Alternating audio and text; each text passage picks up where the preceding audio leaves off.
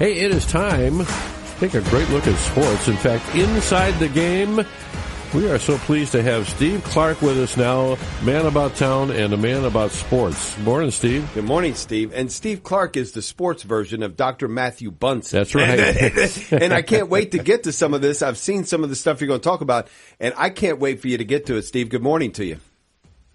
Good morning. Thank you, Dave. Thank you, Ron. And thank you, Pat. I mean, gosh, over the weekend, the Cleveland Cavaliers, the Eastern Conference's number one seed, now on the brink of elimination after a 20-point loss to Indiana in Game 4 of the conference semifinals on Sunday. You know, it's really hard to come back from 3 games to 1. Only 13 teams, I think, in the NBA have done it. Cleveland is one of those teams when they did that in 2016 in the NBA Finals, but LeBron was healthy and Draymond Green was suspended. Meanwhile, Donovan Mitchell didn't play in the second half with a calf injury in Game 4. You could probably learn a lot more about that and his condition later today, about his availability for Game 5. The good news is that Cleveland will host 2 of the next 3 games.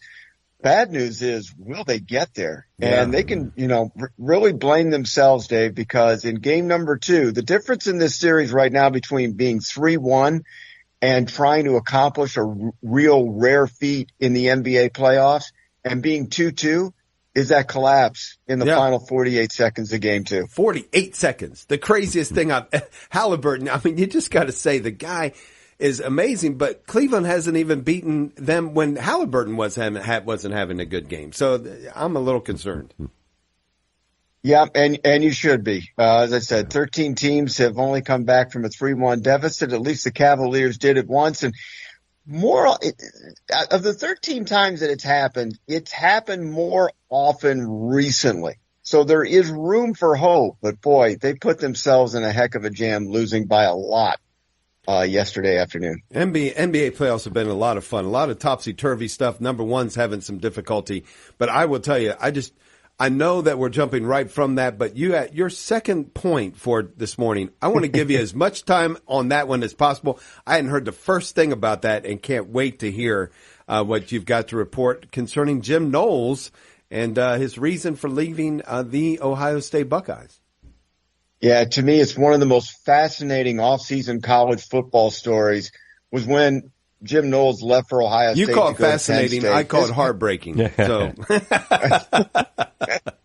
this past week, he opened up on why he left in an interview with ESPN. And, I've been around a little bit, and what usually happens in these type of stories kind of plays out. The guy who leaves says, I loved being at the old place, and I'd still be here at this day if it weren't for ... Uh-huh.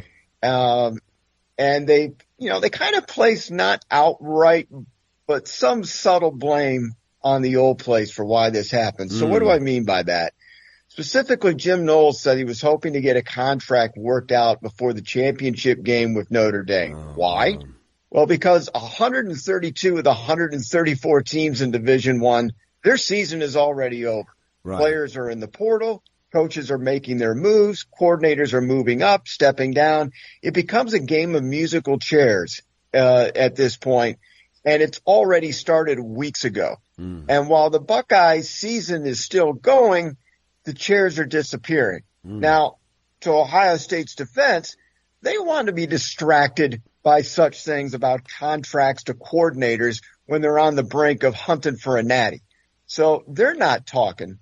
But where it gets really interesting is that Knowles says he was disinvited from attending the national championship ceremony and parade 5 days after the natty on the 26th of January. The very next day, he was hired at Penn State for a record $3.1 million as the team's DC. Wow. Isn't that, look, and who in the world could blame him, right? I mean, I am just, for full disclosure, a big Ohio State. And when I say big, I'm not referring to my girth. I'm talking about, I like them a lot. I'm a big Ohio State fan. And, this has been disappointing from start to finish. And it makes sense to me now that we have the details. And quite frankly, it's on the Buckeyes. Yeah, this wasn't out of the blue. I mean, there were unsubstantiated reports that head coach Ryan Day and Knowles didn't get along, and that's still the case, meaning unsubstantiated. Right.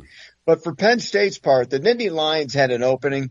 Penn State had a newer president that is willing to spend more money because they're tired of losing to Ohio State and Michigan. As both the Buckeyes and the Wolverines have nearly stopped Penn State's prolific offense in recent years. Michigan's DC has a huge buyout while Knowles wasn't under contract. And while the Buckeyes ended up giving Knowles a good offer, it wasn't Penn State's offer. And the Nittany Lions, by the way, play Ohio State later this fall. And they're going to play with some pretty tough defense, I'd say. Hey, we got just about a minute left. Steve, just some quick thoughts on baseball. And I know the Tigers are doing great, but if you're a Colorado Rockies fan, you were probably in the stands shouting along with the rest of them, "Sell the team, sell the team."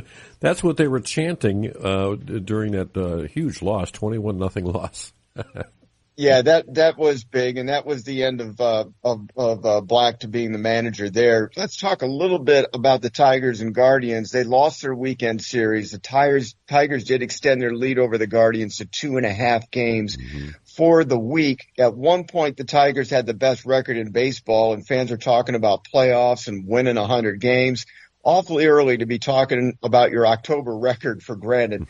But for Detroit fans, this type of winning conversation doesn't happen very often.